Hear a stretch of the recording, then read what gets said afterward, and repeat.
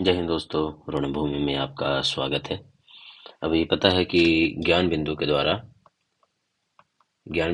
आपका दरोगा का मेंस टेस्ट सीरीज चल रहा है, डबल स्टार। तो मेंस का जो टेस्ट सीरीज है उसका नाम है डबल स्टार टेस्ट सीरीज। क्या नाम है? Double star. तो इसमें हम लोग फर्स्ट टेस्ट को कंप्लीट कर चुके हैं। ये 1 तारीख को सेकंड टेस्ट हुआ था, आज हम लोग वही करने वाले हैं। तो चलिए बिना किसी देरी के इसको शुरू करते हैं। पेशा अधिनियम के बारे में कहता है कि संबंध में निम्नलिखित कथनों पर विचार कीजिए। भूरिया समिति की सिफारिश पर 1996 में पेशा अधिनियम पारित किया गया। पेशा अधिनियम में 5वीं अनुसूची में 10 राज्यों पर लागू है। यह अधिनियम का उद्देश्य जनजातीय समुदायों को स्वशासन प्रदान करना है। तो इसमें कौन सा असत्य है, ये बात कर रहा है। तो इसमें क्या है कि कोई नहीं है, सब सही है। ये भी सही है आपका, ये भी सही है और ये भी सही है। तो आंसर क्या हो जाएगा? डी हो जाएगा। तो पेशा अधिनियम के बारे में क्या है कि ये 1996 में ये कब किया गया? तो भूरिया से तो पेशा अधिनियम किसके सिफारिश पे आया था? तो भूरिया समिति की सिफारिश पे 1996 में लाया गया था।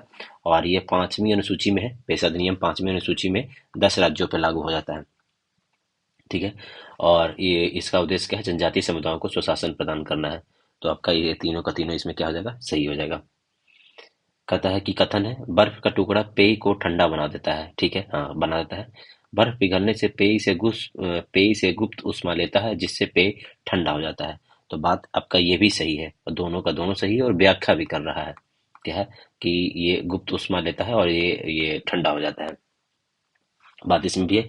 अगर आपको गुप्त ऊष्मा के बारे में कुछ और जानना हो तो गुप्त ऊष्मा होता है क्या?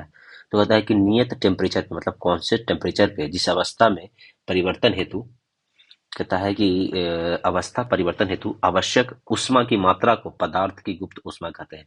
कहता है कि कांस्टेंट टेम्परेचर की बात कर रहा है और इस कांस्टेंट टेम्परेचर में क्या होता है कि किसी भी पदार्थ का अवस्था में परिवर्तन करने के लिए और उसमें जो उसको हीट की जो जरूरत पड़ता है, तो वो जो हीट की जरूरत पड़ता है उसी को हम लोग क्या कहते हैं? गुप्त ऊष्मा कहते हैं। ये 2 प्रकार का भी होता है, लैटेंट हीट ऑफ मेल्टिंग और लैटेंट हीट ऑफ वेपोराइजिंग। या तो मेल्ट होने पिघलने के लिए या तो फिर बाष्पन होने के लिए हो जाता है। ठीक है। अगर उसी में जैसे कि कह जाते हैं कि अब बर्फ से जो जल बनता है, अब इसकी बात जो अगर कर ले, ये जो बर्फ है, तो अगर बर्फ से जल बनेगा, क्या होगा? बर्फ से क्या बनेगा? जल बनेगा। तो ये जो बर्फ से जो जल बनता है, ये 0 डिग्री सेल्सियस पे बनता है। कितना 0 डिग्री सेल्सियस पे? 0 डिग्री सेल्सियस पे होता है। और इसके लिए जो गलन के लिए जो ये बर्फ जो है गल रहा है, जल बन रहा है, तो ये इसके कितना कैलोरी की जरूरत होता है? 80 कैलोरी की जरूरत होता है। कितना कैलोरी की जरूरत पड़ता है? 80 किलो कैलोरी की जरूरत पड़ता है। कितना कैलोरी की? 80 किलो कैलोरी की जरूरत पड़ता है। लेकिन अगर उसी की बात कर दें कि जब अब ये जल से, अगर जल से बाष्प बनाना है, जल से क्या बनाना है? बाष्प बनाना है। तो ये इसके लिए कितना कैलोरी की जरूरत पड़ता है? तो 540 किलो कैलोरी की जरूरत पड़ता है। कितना? 540 किलो कैलोरी की जरूरत पड़ता है। तो ये आपको पता होना चाहिए। ठीक है। आगे देखिए, चोल साम्राज्य का सर्वाधिक विस्तार किसके शासन काल में हुआ था? चोल साम्राज्य की बात हो रहा है। तो ये हुआ था किसके काल में हुआ था? तो राजेंद्र प्रथम के काल में हुआ था। किसके काल में हुआ था सबसे ज्यादा? तो राजेंद्र प्रथम। तो केवल एक होगा आंसर, क्या हो जाएगा? केवल एक हो जाएगा। तो ये कहता है कि जो चोल साम्राज्य है राजेंद्र प्रथम के काल में हुआ था और राजेंद्र प्रथम ने गंगेकोड चोल की उपाधि धारण की थी। इन्होंने क्या उपाधि धारण की थी? राजेंद्र प्रथम ने गंगेकोड चोल की उपाधि धारण की थी और ये विशाल तालाब का भी निर्माण किए थे। पहली बात है, अगर चोल साम्राज्य के संस्थापक कौन थे? तो ये विजयालय क्या थे? ये संस्थापक थे। संस्थापक कौन थे चोल साम्राज्य के? विजयालय थे। और चोल साम्राज्य की राजधानी कहाँ था? तो अगर राजधानी की बात करें तो राजधानी कहाँ था? तंजौर में। कहाँ था? तंजौर में इसकी राजधानी थी। तंजौर में इसकी राजधानी थी। ठीक है। और ठीक है, इतना तक ही याद रखिए। अब बाकी आगे का देखते हैं। यदि कह रहा है √3 tan A बराबर √3 sin A है, तो इसका वैल्यू क्या हो जाएगा? तो आप इसको ऐसे लिख सकते हैं कि √3 tan को लिख सकते हैं साइन ए बराबर कॉस ए और बराबर 3 sin A भी हो जाएगा। तो साइन ए कट जाएगा। ठीक है। ये √3 से क्या कर जाएगा? 3 में √3 आ जाएगा, इधर आ जाएगा। तो आपका ए 1 बराबर क्या आ जा रहा है कि 1/√3 बराबर क्या आपका आ गया? कॉस ए आ गया ना। यहाँ पे √3 नीचे आ जाएगा और ये साइन कॉस उधर चला जाएगा। यहाँ से आपका ये आ गया। तो अब ये ट्रायंगल में इसको कॉस की वैल्यू पुट कीजिए तो पता चल जाएगा। तो कॉस की वैल्यू क्या हो जाता है? यहाँ पे √3 हो जाएगा 1/3। तो यहाँ पे 1 आ जाएगा, यहाँ पे √3 चला जाएगा। तो √3 में से 1 जाएगा तो क्या बचेगा? अब ये निकालने के लिए √3 का स्क्वायर -1। तो √3 का 3 में से 1 गया तो बता आपका क्या हो जाएगा? 2 बचेगा। तो ये आपका क्या आ जाएगा? इसका आंसर 2 आ गया। आप जो सवाल में पूछ रहा है वो देखिए। सवाल में पूछ रहा है √3 cosec A, तो यहाँ पे 2 √3 लिखिए कॉसेक मतलब किसका उल्टा था, साइन का उल्टा होता है, तो साइन बराबर क्या हो जाएगा, 2√3 हो जाएगा। साइन बराबर क्या हो जाएगा, 2√3, तो √3/2 आ जाएगा, यहाँ पे क्या आ जाएगा, √3 बाई आपका 2 आ जाएगा। ठीक है। और और आगे क्या है, tan ए, तो tan बराबर क्या हो जाएगा, tan ए बराबर क्या आ जाएगा आपका आंसर, कि tan ए बराबर आ जाएगा 2/a होगा, 2/1 हो जाएगा। ठीक है। तो अब इसको सोल्व कीजिए, 2 से 2 कट गया, और √3 से √3 3 हो जाएगा, और इंटू 2 हो जाएगा, बराबर 6 आंसर आना चाहिए। आंसर क्या आ जाएगा आपका, 6 आंसर आ जाएगा, तो 4 का आपका आंसर बी हो जाएगा। मैथ है, थोड़ा सा ध्यान दीजिएगा फॉर्मूला वगैरह पे कैसे क्या होता है। कह रहा है कि आसियान की स्थापना 1967 में बैंकॉक घोषणा पत्र से हुआ था। तो आसियान की स्थापना कब हुआ था, तो बैंकॉक में हुआ था, बात सही है, 1967 में हुआ था।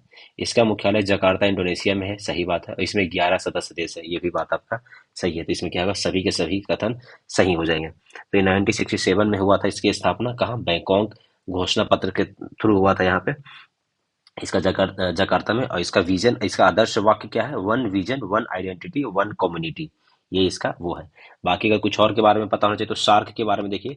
अगर सार्क की बात करें तो इसकी स्थापना कब हुआ, तो 1985 में हुआ है। और ये कहाँ हुआ, इसका अगर हेडक्वार्टर कहाँ है, तो हेडक्वार्टर कहाँ है, तो काठमांडू में। हेडक्वार्टर कहाँ है, काठमांडू में। काठमांडू में इसका क्या है, हेडक्वार्टर है। ठीक है। और शार्क हो गया। तो शार्क की स्थापना कब हुआ, 1985 में, और काठमांडू में। बिम्स्टेक की बात कर दे तो बिम्स्टेक की स्थापना 1997 में हुआ है, इसका मुख्यालय ढाका बांग्लादेश में है। बिम्स्टेक 1997 में ढाका बांग्लादेश में है। और अगर एससीओ की स्थापना 2001 में हुआ है। तो सार्क की स्थापना 1985 में। अगर बिम्स्टेक की बात कर लेते हैं, बिम्स्टेक की स्थापना कब हुआ, तो ये हुआ 1997 में हुआ। और अगर एक और कब एससीओ की बात करते हैं, इसका स्थापना 2001 में हुआ। ये तीनों का याद रखिएगा। ठीक है। दक्कन का पठार का निर्माण बेसाल्ट चट्टानों से हुआ है, बात सही है। दक्कन का पठार से काली मृदा का विकास हुआ, ये भी बात सही है। लेकिन इसका व्याख्या नहीं कर रहा है, दोनों बात सही है, लेकिन व्याख्या ऐसा कुछ खास व्याख्या नहीं कर रहा है। तो आपका आंसर ये सही हो जाएगा। पीले रंग के विपरीत कौन सा रंग आएगा, पीला के विपरीत में, तो नीला, नीला, नारंगी नारंगी, नीला नीला, तो पीला के विपरीत में कौन आ जाएगा, बैगनी आ जाएगा आंसर। एकदम सिंपल था ये। राजकोषीय स्वास्थ्य सूचकांक में शीर्ष प्रदर्शनकर्ता का सही अनुक्रम लगाइए। तो पहला कौन पे आया था, उड़ीसा। दूसरा में छत्तीसगढ़, और तीसरा में कौन था, गोवा। ये हो जाएगा आपका, क्या हो जाएगा आंसर, 8 का आपका ए हो जाएगा। तो ये जारी कौन किया था, तो ये आपको पता होना चाहिए कि नीति आयोग के द्वारा जारी किया गया था, नीति आयोग के द्वारा जारी किया गया था। ठीक है। और इसमें पहला उड़ीसा है, दूसरा में छत्तीसगढ़, तीसरा में गोवा हो जाता है। ठीक है। आगे देखिए, फ्रांस के किस शासक के शासनकाल में अमेरिका के 13 उपनिवेश ब्रिटेन से स्वतंत्र हो गया था। तो कहता है कि किस शासनकाल में 13 से, कहता है कि फ्रांस के किस कौन सा शासक था जिसमें हुआ था, लुइस लुइस 16वें थे, कौन थे, लुइस 16वें के काल में ये हुआ था। तो फ्रांस के लुइस 16वें के शासनकाल से अमेरिका के 13 उपनिवेश जो है ब्रिटेन से स्वतंत्र हुआ था। कहाँ से हुआ था, ब्रिटेन से स्वतंत्र हुआ था। आगे देखिए, स्तंभ रूप में करता है, तो आपका क्या करता है वो देखिए, लिस्ट हो गया, ईस्ट हो गया। और ये पूर्ण जनन, हाइड्रा का क्या होता है, पूर्ण जनन होता है। हाइड्रा का क्या होता है, पूर्ण जनन होता है। हाइड्रा क्या होता है, पूर्ण जनन होता है, तो डी का 1 हो गया। फिर कहता है लिस्टमैनिया क्या है, तो लिस्टमैनिया द्विविखंडन होता है, लिस्टमैनिया दो विखंडन होता है। ठीक है, लाश का दो टुकड़ा हुआ था, द्विविखंडन, लिस्टमैनिया, लास्टमैनिया। ईस्ट का क्या होता है, तो ईस्ट का आपका हो जाता है मुकुलन, ईस्ट का क्या होता है, मुकुलन, ईस्ट का क्या होता है, मुकुलन। और प्लाज्मोडियम का बहुखंडन होता है, बहुखंडन, प्लाज्मोडियम का क्या होता है, बहुखंडन हो जाएगा। प्लाज्मोडियम का क्या होगा, बहुखंडन हो जाएगा। आगे देखिए, कौन सा संख्या 81 से विभाज्य है, तो जो 81 से विभाज्य होगा मतलब 9 और 9 से विभाज्य होगा। तो 9 से विभाज्य का तरीका क्या है, कि जोड़ने पे 9, इसे देखिए, जैसे क्या है, 5 2 7 2 9, बच गया 3, 3 कटेगा 9 से, नहीं कटेगा, ये नहीं। कहता है 5 4 9, और 8 5 13 हो जा रहा है, ये भी नहीं कटेगा। ये देखते हैं, तो 6 5 11, 11 2 13, 5 18, 18 आ रहा है, तो 18 तो 9 से कट जाएगा, तो आपका ये आंसर हो जाएगा। जो पूरा पूरा जोड़ने पे कट जाना चाहिए। इसको देख लीजिए, 4 4 10 8 17, 17 8 25 आ जा रहा है, 25 का 9 से कटेगा, नहीं कटेगा, तो आपका ये खत्म हो गया। ठीक है। आगे देखते हैं, भारत के गवर्नर और वायसर संबंधित विषय क्या है। तो कहता है कि एलन बरो में हुआ था, दास प्रथा का अंत हुआ था, एलन बरो के काल में हुआ था। ठीक है। विलियम बेंटिक के समय में विधि आयोग का गठन हुआ था, ए का 3, बी का 4, ए का 3 और बी का 4, बी का 4। ठीक है। लॉर्ड मेयो के काल में क्या हुआ था, तो लैंसडाउन में क्या था कि सम्मत आयु विवाह की अधिनियम पारित हुआ था। लैंसडाउन में, तो डी का टू हो जाएगा, डी का टू हो जाएगा। और मेयो के काल में क्या हुआ था, सांख्यिकी सर्वेक्षण का गठन हुआ था, लॉर्ड मेयो के काल में सांख्यिकी सर्वेक्षण का गठन हुआ था। आपका आंसर क्या हो जाएगा, ये आपका सी हो जाएगा। एलन बरो के बारे में और देखिए, कुछ कुछ और जान लीजिए। एलन बरो के बारे में क्या हुआ था, सिंध का विलय हुआ था, इसी के काल में हुआ। दास प्रथा का अंत हुआ ही। और देसी भाषा में ग्रामीण शिक्षा के विकास के लिए थॉमसन योजना लाया गया था। तो थॉमसन योजना भी लाया था, मतलब ग्रामीण शिक्षा के लिए, तो लॉर्ड एलन बरो के काल में ही आया था वो। फिर अगर विलियम बेंटिक की बात कर रहे थे हम लोग, तो विलियम बेंटिक ने, ये भारत का प्रथम गवर्नर जनरल था, कौन था, विलियम बेंटिक था। विधि आयोग का गठन किया और अंग्रेजी को उच्च शिक्षा का माध्यम बनाया। ये अंग्रेजी को उच्च शिक्षा का माध्यम कौन बनाया था, विलियम बेंटिक ने बनाया था। मेयो के बारे में क्या था, मेयो तो सांख्यिकी सर्वेक्षण का किया। भारत की पहली जनगणना मेयो के काल में हुआ था। कृषि विभाग का स्थापना भी किसने किया था, कृषि विभाग भी बनाया था कौन, तो लॉर्ड मेयो ने ही कृषि विभाग भी बनाया था। बाकी सांख्यिकी सर्वेक्षण विभाग का गठन तो ये किया ही था। लैंसडाउन के बारे में था कि लैंसडाउन ये तो आयु विवाह का नियम वो बनाया था। फिर भारत अफगानिस्तान का सीमा निर्धारण भी लैंसडाउन के काल में हुआ था। भारत और अफगानिस्तान का जो सीमा जो बना था, भारत और अफगानिस्तान का जो सीमा बना था, ये सीमा 1893 में हुआ था। ये भी किसने किया था, लैंसडाउन के काल में ही हुआ था। डलहौजी के काल में आपको चार्ल्स वुड की शिक्षा नीति 54 में आया था, व्यपगत का सिद्धांत था। डंकर अधिनियम पारित भी हुआ था 1854 में ही। पंजाब कंपनी का विलय जो करवाया गया था 1849 में, ये भी डलहौजी के काल में हुआ था। कैनिंग था भारत के प्रथम वायसराय। प्रत्यक्ष रूप से ब्रिटिश का ताज का शासन अब किसको मिला था, तो लॉर्ड कैनिंग को मिला था। पोर्टफोलियो व्यवस्था कौन लाया था, तो कैनिंग लाया था। पोर्टफोलियो व्यवस्था कैनिंग लेकर आया था। रिपन में जनगणना शुरू हुआ था, रिपन के काल में 1881 में जनगणना नियमित रूप से हुआ था। और स्वशासन का जनक कहा था, इसको कहता है स्वशासन का। ये पीटी का सवाल भी आपको पता है, स्वशासन का जनक जो है, ये आपका बीपी, ये दरोगा का पीटी में सवाल था, किसको कहा जाता है, स्वशासन का जनक कहता है किसको, रिपन को कहा जाता है। ये सवाल भी था। दक्षिणी गंगोत्री अंटार्कटिक में भारत का पहला शोध केंद्र था, जिसे 1985-87 में स्थापित किया गया था, और यह अब बर्फ में दब गया है। ठीक है, आगे पढ़ते हैं।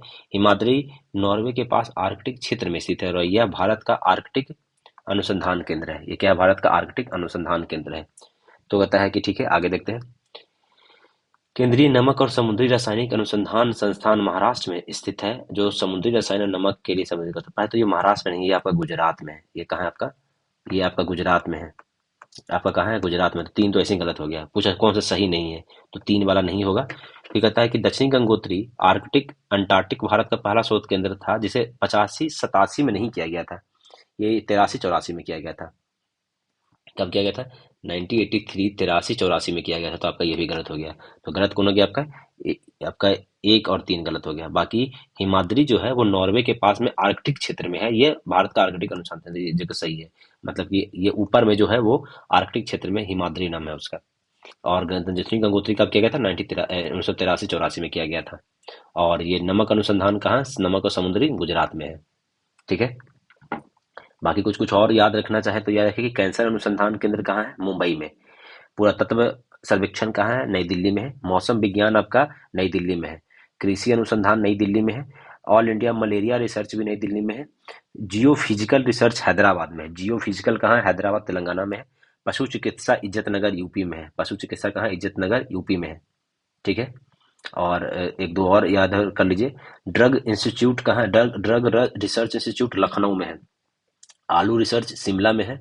ईंधन अनुसंधान धनबाद में है। खनन भी धनबाद में है। वन अनुसंधान कहाँ है, देहरादून में। पेट्रोलियम अनुसंधान भी कहाँ है, देहरादून में है। Central research building building research कहाँ है, तो बिल्डिंग रिसर्च आपका रुड़की में है। वैज्ञानिक उपकरण चंडीगढ़ में है। वस्त्र अनुसंधान आपका अहमदाबाद में है। राइस वाला कटक में है। गन्ना प्रजनन कोयम्बटूर में है। और शुगर रिसर्च आपका कानपुर उत्तर प्रदेश में है। गन्ना प्रजनन है कोयम्बटूर तमिलनाडु में, और शुगर पे रिसर्च करने वाला कहाँ है, कानपुर यूपी में है। ठीक है। अनुच्छेद 368 के तहत संविधान संशोधन के संबंध में निम्नलिखित कथनों पर विचार कीजिए। कहता है, अनुच्छेद 368 के में दो प्रकार के संविधान संशोधन की व्याख्या करता है। बात सही है। 24वां संविधान संशोधन 1971 में राष्ट्रपति के लिए संविधान संशोधन विधेयक पर सहमति के लिए बाध्य बनाता है। ये किया तो गया था, हाँ किया गया था। दोनों सदनों में गतिरोध होने पर दोनों सदनों की संयुक्त बैठक के में संविधान संशोधन विधेयक पास किया जाता है। नहीं, संविधान संशोधन के लिए संयुक्त बैठक का प्रावधान नहीं है। तो आपका असत्य कथन कौन है, तो केवल तीन आपका हो जाएगा, क्या हो जाएगा, केवल तीन असत्य कथन हो जाएगा। बाकी दो प्रकार के है संविधान संशोधन की प्रक्रिया, एक विशेष बहुमत है और एक विशेष बहुमत के साथ आधे राज्यों का वो भी सहमति भी चाहिए। ठीक है, आगे देखते हैं। हेनसंग भारत में आने वाला प्रथम चीनी यात्री था जो हर्षवर्धन के काल में आया था। नहीं, हेनसंग तो पहले आने वाला था ही नहीं। पहला आने वाला वो था, क्या नाम है उसका, फाहियान था। सुलेमान अरबी यात्री था जो अमोघ वर्ष के का शासन काल के दौरान भारत आया था। ठीक है। चीनी यात्री संयुगन भारत की यात्रा में 1510 से 1515 के ईस्वी में आया था। नहीं, ये 1515 से लेके 1520 के काल में आया था। तो आपका ये तो तीन, एक तीन तो गलती हो गया, एक और तीन गलती हो गया। आंसर में क्या है, कौन सा कथन सत्य है? तो सत्य कौन हो गया, केवल तो दू ही ना बचा, दू केवल सत्य है। दू में क्या लिखा था एक बार फिर से पढ़ लेते हैं। सुलेमान जो था वो अमोघ वर्ष के काल में आया था, ये बात आपका सही है। बाकी जो आने वाला, जो पहला कौन था, तो पहला आने वाला यात्री कौन था, फाहियान था। फाहियान के बाद संयुगमन आया था, फिर हेनसांग, फिर इत्सिंग आया था। संयुगमन जो था वो 1515 से लेकर 1520 ईस्वी के काल में आया था। आगे देखते हैं। ठीक है। सूची एक को सूची दो से मिलाना है। खनिज और सिर्फ भंडारण की बात हो रहा है। देखिए, एक याद रखिए, भंडारण अलग होता है और उत्पादक अलग होता है। ये दो चीज बहुत अलग अलग चीज है। भंडारक और उत्पादक में बहुत डिफरेंस है, तो इस चीज को समझना बहुत जरूरी है। तो सोना का भंडारण कहाँ है, तो सोना का भंडारण अपने बिहार में है। ये तो आपको पहले याद होना चाहिए। भंडारण की बात हो रहा है, ये देखिए। उत्पादक में अगर बात करते हैं, हम यहाँ पे उत्पादक भी लिख देते हैं। उत्पादक में कौन कौन है, तब कंफ्यूजन नहीं होइएगा आप लोग। उत्पादक में कौन कौन है, तो उत्पादक में कौन हो जाएगा, कर्नाटक, जैसे कोलार केजीएफ मूवी बना था, तो उत्पादक में कर्नाटक हो जाएगा। ठीक है। फिर कहता है कि, और ये बी का थ्री हो गया। फिर कहता है मैग्नेटाइट कहाँ है, तो मैग्नेटाइट आपका कर्नाटक में है। मैग्नेटाइट आपका कहाँ, मैग्नेटाइट आपका कहाँ है, कर्नाटक में है जगह। ठीक है। बॉक्साइट कहाँ है, तो बॉक्साइट आपका कहाँ है, तो उड़ीसा में बॉक्साइट है। और ग्रेफाइट कहाँ है, तो अरुणाचल प्रदेश में क्या है, ग्रेफाइट। ये याद रखिएगा, भंडारण की बात हो रहा है। अगर वही हम ग्रेफाइट के हम उत्पादक की बात करें, तो ग्रेफाइट सबसे ज्यादा कहाँ होता है, झारखंड में होता है। ग्रेफाइट सबसे ज्यादा कहाँ होता है, झारखंड में होता है। और ग्रेफाइट के बाद अगर हम ये बॉक्साइट की बात करें, तो बॉक्साइट तो उड़ीसा में है भी, और उड़ीसा उत्पादक भी ज्यादा करता है। ठीक है। ठीक है, उड़ीसा उत्पादक भी करता है। और मैग्नेटाइट कर्नाटक में सबसे ज्यादा है, लेकिन उत्पादक कौन करता है, तो उड़ीसा करता है। उत्पादक कौन करता है, तो उड़ीसा करता है। तो याद रखिएगा, सोना सबसे ज्यादा कहाँ है, बिहार में। उत्पादक कौन करता है, कर्नाटक। लौह अयस्क में अगर हेमेटाइट की बात करें, तो हेमेटाइट सबसे ज्यादा कहाँ है, उड़ीसा में। और उत्पादक भी उड़ीसा करता है, हेमेटाइट की बात कर दें। वही अगर मैग्नेटाइट की बात कर दे, तो मैग्नेटाइट सबसे ज्यादा कर्नाटक में है, लेकिन उत्पादक कौन कर रहा है, उड़ीसा कर रहा है। चांदी राजस्थान में है, राजस्थान उत्पादन करता है। हीरा मध्य प्रदेश में है, मध्य प्रदेश उत्पादन करता है। बॉक्साइट उड़ीसा में है, उड़ीसा उत्पादन करता है। ग्रेफाइट सबसे ज्यादा कहाँ है, अरुणाचल प्रदेश में है। उत्पादक कौन करता है, झारखंड करता है। सबसे ज्यादा ग्रेफाइट कहाँ है, तो झारखंड में। अभ्रक सबसे ज्यादा है कहाँ, आंध्र प्रदेश में। आंध्र प्रदेश उत्पादन भी करता है। शीशा की बात कर दिए, तो शीशा सबसे ज्यादा राजस्थान में है, राजस्थान उत्पादन भी करता है। तो ये चीज समझने की चीज है। तो आपका आंसर हो गया सी हो गया। निम्नलिखित में से कौन सा आयनिक यौगिक नहीं है, आयनिक यौगिक नहीं है। तो आयनिक यौगिक नहीं है, आयनिक की बात हो रहा है, तो आयनिक यौगिक कौन कौन नहीं है, तो आपका HCl तो है, एक KCl तो है, HCl नहीं है, और CCl4 भी नहीं है। कौन कौन नहीं है, तो कहता है कि HCl नहीं है और CCl4 नहीं है। तो आपका दो और तीन आंसर आना चाहिए। दो और तीन कहाँ है, दो और तीन आपका आंसर ये आ जाएगा। अब ये देखिए कि पहला बात तो ये समझिए कि ये किसमें कौन सा होता है, जैसे कि आयनिक कहाँ पे होता है और संयोजन कहाँ पर होता है, वो समझिए। कहता है आयनिक यौगिक में आमतौर पर धातु और अधातु के बीच में इलेक्ट्रॉन के पूर्ण स्थानांतरण से बनते हैं। मतलब पूरा स्थानांतरण होता है, इधर से उधर, इधर से उधर, पूरा स्थानांतरण होता है। जबकि अगर सह संयोजक होता है, यौगिक धातुओं के बीच में इलेक्ट्रॉन के साझाकरण होता है। तो सह संयोजक जो होता है, जो सह संयोजक की जो होता है, उसमें क्या होता है कि साझा करते हैं, मतलब कि इसको क्या कर सकते हैं, साझाकरण करता है, इसमें डिस्ट्रीब्यूट नहीं करता है। लेकिन अगर आयनिक में क्या होता है कि वो पूरा स्थानांतरण हो जाता है, एक से में दूसरे में चला जाता है, स्थानांतरण हो जाता है। ठीक है। तो वो कौन है, तो जैसे HCl हो गया। KCl में क्या हो गया कि ये के आपका धातु हो गया, और Cl क्या हो गया, ये नॉन मेटल हो गया। ये मेटल हो गया, के मेटल हो गया, Cl नॉन मेटल हो गया। तो ये दोनों होता है, इसलिए एक आयनिक बॉन्ड हो गया। ये क्या है, ये आयनिक बॉन्ड हो गया। ठीक है। HCl में क्या है, तो ये भी एक, ये दो अधातु है। इसमें दोनों अधातु है। देखिए हाइड्रोजन भी क्या है, एक नॉन मेटल है। और Cl क्या है, वो भी दोनों नॉन मेटल है। तो दोनों में नॉन मेटल रहेगा, दोनों नॉन मेटल रहेगा, तो वो क्या बन जाएगा, आयनिक बॉन्ड बन जाएगा। आयनिक बॉन्ड नहीं होगा। सिस कार्बन भी कहता है, कार्बन भी वो आपका है, नॉन मेटल है। और CCl4 भी नॉन मेटल है। जब दो नॉन मेटल मिलके बनता है, नॉन मेटल की मिलके बनता है, तो वो आयनिक बॉन्ड नहीं बन सकता है। ये आयनिक नहीं बनता है, आयनिक नहीं बनता है नॉन मेटल में। ये चीज समझने की थी। किस देश ने 28 अप्रैल को राष्ट्रीय शोक दिवस के रूप में मनाया, तो राष्ट्रीय शोक दिवस किसने मनाया, तो ये ईरान ने मनाया। किसने मनाया, 28 अप्रैल को राष्ट्रीय शोक दिवस मनाया ईरान ने। भारतीय विश्वविद्यालय अधिनियम के कथन में कौन सा कथन सही नहीं है? 1902 में टॉमस रेले की अध्यक्षता में विश्वविद्यालय अधिनियम का गठन किया गया था, 1902 के अध्यक्षता में, ठीक है। दादा भाई नौरोजी ने इससे राष्ट्रीय शिक्षा को पीछे की ओर ले जाने वाला अधिनियम का था। दादा भाई नौरोजी ने, ये गोपाल कृष्ण गोखले ने कहा था। किसने कहा था? गोपाल कृष्ण गोखले ने ये बात कही है। तो आपका यही गलत हो गया, बी आपका गलत हो गया, ठीक है। इसके तहत प्राइवेट कॉलेजों पर सरकारी नियंत्रण कठोर हो गया था, सही बात है। और 1904 में भारतीय विश्वविद्यालय अधिनियम पारित किया गया था, 1904 में विश्वविद्यालय अधिनियम पारित किया गया था, ठीक है। तो आपका ये बात सही है। आगे देखिए, अग्नाशय रस का कार्य निम्नलिखित में से कौन सा है? अग्नाशय रस की बात होता है। ट्रिप्सिन और लाइपेज को ट्रिप्सिन और लाइपेज वसाओं का पाचन करता है। ट्रिप्सिन प्रोटीन को पचा देता है और लाइपेज कार्बोहाइड्रेट को। ट्रिप्सिन पाइसीभूत वसाओं को और लाइपेज प्रोटीन को। ट्रिप्सिन प्रोटीन को पचाता है और लाइपेज पाइसीभूत वसाओं को, ये सही है। ट्रिप्सिन किसको पचा रहा है? प्रोटीन को। ट्रिप्सिन प्रोटीन को, और लाइपेज है वो पाइसीभूत फैट को। तो आपका क्या हो जाएगा? आपका ये डी, आपका आंसर डी सही हो जाएगा, ठीक है। तो लाइपेज क्या है? एक एंजाइम है जो कि लिपिड या फैट को पचाता है। लाइपेज क्या करता है? फैट को पचाता है, फैट या इसको लिपिड भी बोला जाता है, तो इसको पचाता है, पाइसीभूत लिपिड को पचाता है। विषम अक्षर का समूह का चयन कीजिए। विषम अक्षर में क्या है? अक्षर का समूह का चयन करना है। तो ये आर को पहले लिख लीजिए, सबका प्लेस वैल्यू लिखते हैं। आर का क्या होता है? क्यू 17, आर 18 हो जाएगा, तो ये 18 हो जाएगा, टी 20 हो जाएगा। एम कितना होता है? एम का 13 हो जाएगा और ओ का 15 हो जाएगा। तो यहाँ से -5 हो गया, यहाँ से भी -5 हो गया, ठीक है, कोई दिक्कत नहीं है। डब्ल्यू का 23 होता है और वाई का 25 होता है, आर का 18 और अंडर 21 हो जाएगा। तो ये तो 5 जा रहा है, यहाँ पे -4 हो गया। ये एक तो गड़बड़ यहाँ पे दिख गया मेरे को, चलिए ठीक है। तो हमको आंसर तो पता है विषम में, तो ये 5 और 4 का चल रहा है, ठीक है, ये 5 और 4 चल रहा है। आगे देख लीजिए आंसर है कौन? अंडर 21 हो गया, W 23 हो गया, पी कितना होता है? 16 हो जाता है, और एस कितना होता है? एस कितना? 19 होता है।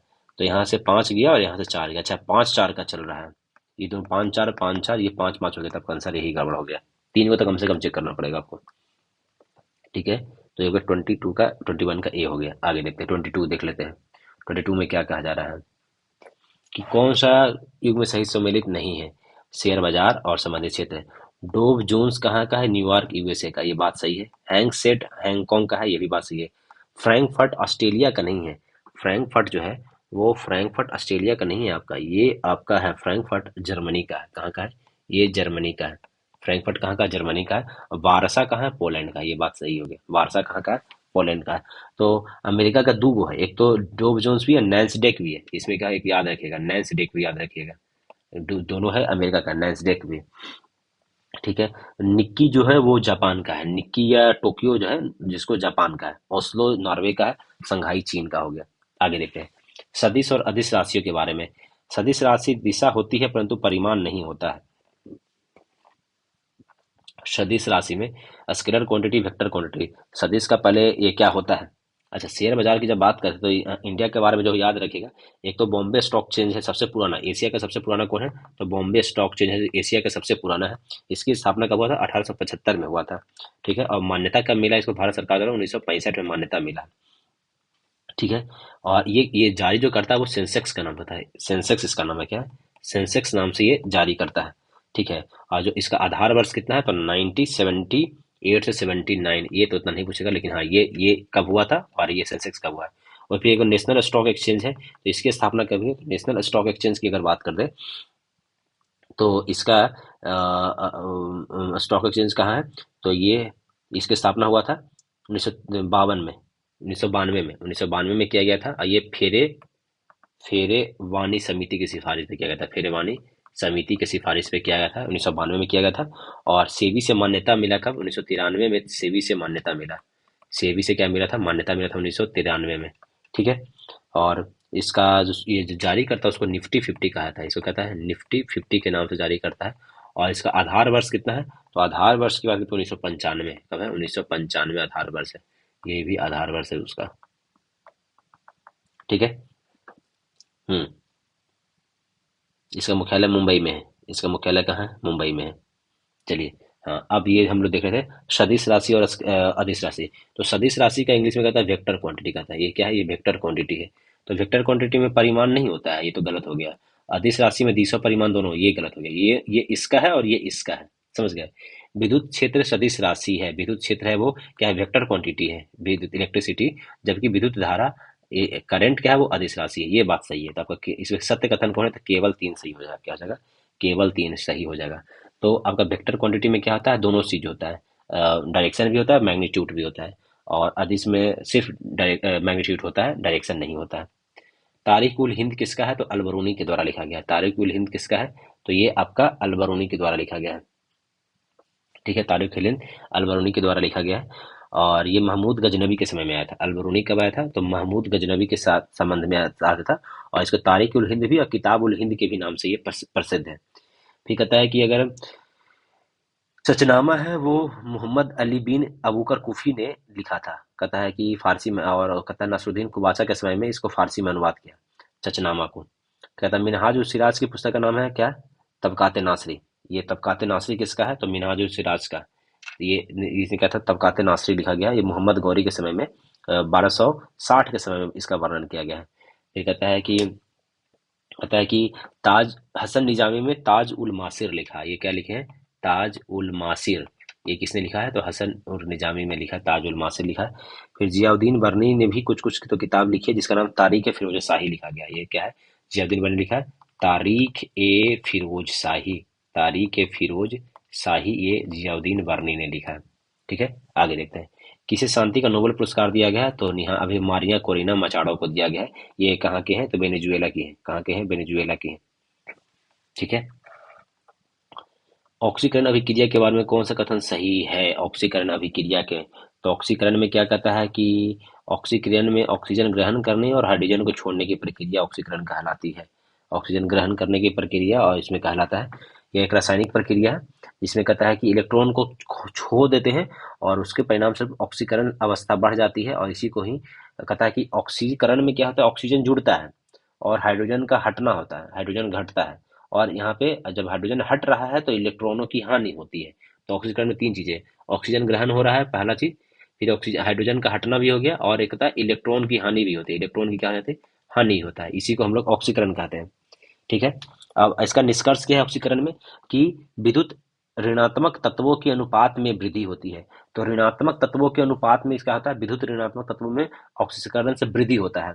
अब विद्युत घनात्मक की संयोजकता में वृद्धि होता है, तो ऋणात्मक तत्वों के अनुपात में वृद्धि होता है। ठीक है, और धनात्मक तत्वों की संयोजकता में वृद्धि होता है, और ये इलेक्ट्रॉन का तो त्याग ही कर रहा है। ठीक है, अगर रिडक्शन की बात कर लेते हैं, तो रिडक्शन में क्या होता है कि ऑक्सीजन का रिडक्शन में हाइड्रोजन का संयोज होता है और इलेक्ट्रॉन ग्रहण करता है। ये ऑक्सीकरण रिडक्शन में इलेक्ट्रॉन ग्रहण करता है, इलेक्ट्रॉन ग्रहण करता है। ठीक है, आगे देखते हैं। भारत से अनुच्छेद 2 के तहत में प्रधान शक्तियों के बारे में निखिल कथन असत्य है। अनुच्छेद 2 के बारे में कहता है कि भारत नए संघ में नए राज्यों को शामिल कर सकती है, हाँ कर सकती है। संसद नए राज्यों की स्थापना कर सकता है, कर सकता है। संसद द्वारा बनाए गए नवीनतम राज्य संबंधित कानून को संविधान के अनुच्छेद 368 के तहत संवैधानिक संशोधन नहीं माना जाएगा, हाँ बात सही है, नहीं माना जाता है। संसद किसी नए राज्य के गठन के लिए केंद्र शासित प्रदेश को भी शामिल कर सकता है, नहीं, तो फिर तो अनुच्छेद 3 हो जाएगा वो। अगर किसी अपने ही केंद्र शासित प्रदेश को शामिल कर रहा है तो वो अनुच्छेद 3 हो जाएगा, तो ये गलत हो जाएगा। बाकी अनुच्छेद 4 में क्या है कि अनुच्छेद 2 और 3 के तहत जो कानून बनाए जा रहे हैं वो अनुच्छेद 368 के साथ संविधान संशोधन नहीं माने जाएंगे, ये बात बोला गया अनुच्छेद 4 में। गांव एक लघु गणराज्य है, ये किसने कहा था, तो गांव एक लघु गणराज्य है, ये किसने कहने वाले थे, तो ये मेटकॉफ ने कहा, किसने कहा, मेटकॉफ ने कहा। कहता है कि ये ऐसे ऐसे है, तो इसको समझिए क्या है। अब इसमें भी वही डेटा है, फिर इसको फुल कीजिए तो समझ में आएगा। भी का क्या होता है, भी का 20, भी का क्या होता है 21, नहीं 22 होता है ना जी। एक्स PQRSTUV 21 22 होता है, हाँ 22 हो जाता है। फिर आर का कितना होता है, आर का 18 होता है। ठीक है, यू का बाई का कितना होता है, तो बाई का 25 हो जाता है, और यू का 21। तो ये कितना बढ़ा, 3 बढ़ा इधर, ये बढ़ा 3 इधर भी बढ़ा, और ये कितना बढ़ रहा है 5, 3 3 5 बढ़ना चाहिए। तो जी होता है 7, सी होता है 3, तो इसमें 3 बढ़ाओ तो 7 3 10, 10 मतलब क्या होता है जे, और जे, और ये 3 है, जी में 3, तो 3 में इसमें 3 जोड़ेंगे तो 6 होना चाहिए, 6 मतलब एफ हो जाएगा, जे एफ हो जाएगा। और ये 13 में 5 जोड़ देंगे तो 18 हो जाएगा, तो आपका आंसर आएगा JF 18। कंप्यूटर में रैम का मुख्य कार्य क्या है, तो अस्थायी रूप से डेटा और प्रोग्राम को स्टोर करना, ये आपका मुख्य कार्य है। अनॉक्सी श्वसन का अंतिम उत्पादक क्या होता है? अनॉक्सी श्वसन का जो होता है वो लैक्टिक अम्ल लैक्टिक पायरुविक अम्ल CO2 और ये का लैक्टिक अम्ल बनता है ना। अनॉक्सी श्वसन का क्या बनता है? तो ये लैक्टिक अम्ल बनता है। लैक्टिक अम्ल बनता है अनॉक्सी श्वसन के दौरान में। भारत में हरित क्रांति के जनक कौन है? भारत में MS स्वामीनाथन है। कौन है? भारत में MS स्वामीनाथन है। और विश्व की बात कर देगा, वर्ल्ड की बात कर देगा तो कौन है? वर्जिन कुरियन हो जाएंगे। क्या हो जाएंगे वो? वर्जिन कुरियन हो जाएंगे। ठीक है। निम्नलिखित कथनों पर विचार कीजिए। प्रथम गोलमेज सम्मेलन का सभापति ब्रिटिश प्रधानमंत्री रैमजे मैकडॉनल्ड ने की थी। बात सही है। दिल्ली प्रांता अप्रैल में हुआ, नहीं ये तो 5 मार्च को हुआ था।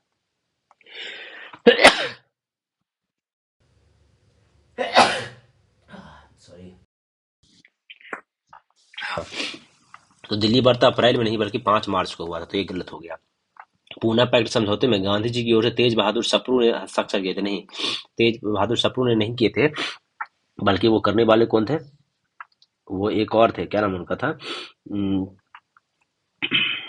मदन मोहन मालवीय थे। क्या थे? मदन मोहन मालवीय। मदन मोहन मालवीय थे। मदन मोहन मालवीय थे, तेज बहादुर सप्रू जी नहीं थे। तो आपका 2 और 3 आपका क्या हो गया? गलत हो गया। 2 और 3 आपका गलत हो गया। किस देश में प्रत्यक्ष लोकतंत्र की व्यवस्था है? तो प्रत्यक्ष लोकतंत्र की व्यवस्था भी स्विट्जरलैंड में है। हमारे यहाँ क्या है? अप्रत्यक्ष है। हमारे यहाँ क्या है? अप्रत्यक्ष है। मतलब कि क्या हो गया कि हम लोग वो विधायक चुनते हैं और विधायक जाके वहां पर जाके क्या होता है कि मुख्यमंत्री चुनता है। मुख्यमंत्री इसी ने चुनता है, विधायक जाके चुनता है। हम लोग मुख्यमंत्री थोड़े चुनते हैं, नहीं। वैसे ही हम लोग क्या होता है, MP चुनते हैं, सांसद चुनते हैं। और ये सांसद क्या चुनता है? ये जाके हमारा प्रधानमंत्री चुनता है। तो इस तरीके से होता है। तो ये अप्रत्यक्ष हो गया। स्विट्जरलैंड में नहीं, डायरेक्ट प्रधानमंत्री चुना जाता है, डायरेक्ट मुख्यमंत्री चुना जाता है। 5 ठोस घन के प्रत्येक में इतना आयतन सेंटीमीटर क्यूब है। एक साथ जोड़ देने पर घना में कितना पार्श्वीय पृष्ठीय क्षेत्रफल होगा? ये क्या, ये फालतू सवाल जैसा दिया गया है। तो कहता है कि घन है, घन ऐसे बनता है ना जी, इस तरीके से घन बनता है। ठीक है, ए को है, इसका इतना बड़ा क्या दे दिया? आपका वॉल्यूम दे दिया है। तो यहाँ पे AQ बराबर इतना दे दिया है, तो ए बराबर इसको निकालिएगा तो ये लगभग 2 2 2 आता है आंसर। ये इसको कैलकुलेट करके देखिएगा, 2 2 2 आएगा। इसे इतना लंबा कैलकुलेशन नहीं देना चाहिए, बट ठीक है। ठीक है। अब कहता है घना एक साथ जोड़ दिया गया, तो ऐसे यहाँ पे जुड़ा है तो वैसे एक और जुड़ेगा, फिर और जुड़ेगा, फिर ऐसे जुड़ेगा, फिर ऐसे जुड़ेगा, तो ये 5 हो जाएगा। तो ये पांचों घनाभ की लंबाई कितना हो जाएगा? अगर लंबाई कर देंगे तो 22 22 22, मतलब 222 222 222 हो जाएगा, लगभग आपका 1110 हो जाएगा। मतलब 22 इंटू 5 करेंगे तो आपका 1110 हो जाएगा। और ऊंचाई कितना रहेगा? ऊंचाई तो 222 रहेगा ना, 222 रहेगा। तो कहता है पार्श्व पृष्ठ क्षेत्रफल क्या होता है? तो फॉर्मूला इसका होता है 2 × L + B × H होता है। L + B × H हो जाता है। बात तो बस फॉर्मूला पे लगाइए, 2 × L + B हो जाएगा कितना आपका? एक L + B × H। तो 1110 इंटू बेस, पीछे वाला भी तो यही ना रहने वाला है, पीछे की ओर है जो ये वाला लाइन। तो ये भी आपका कितना हो जाएगा? 222 हो जाएगा, इंटू हाइट 222 हो जाएगा। इसको पूरा सोल्व कीजिएगा तो आपका आंसर आ जाएगा, जो कि आपका आंसर कौन होता है? ये डी होगा आंसर। आंसर में क्या होगा? डी होगा आंसर। ये आप बाकी सब हम हटा देते हैं। समझ गए ना? ये उतना सॉल्व करने वाली चीज नहीं है, बाकी बाकी ठीक है, आपको तरीका बता दिए कैसे करना है।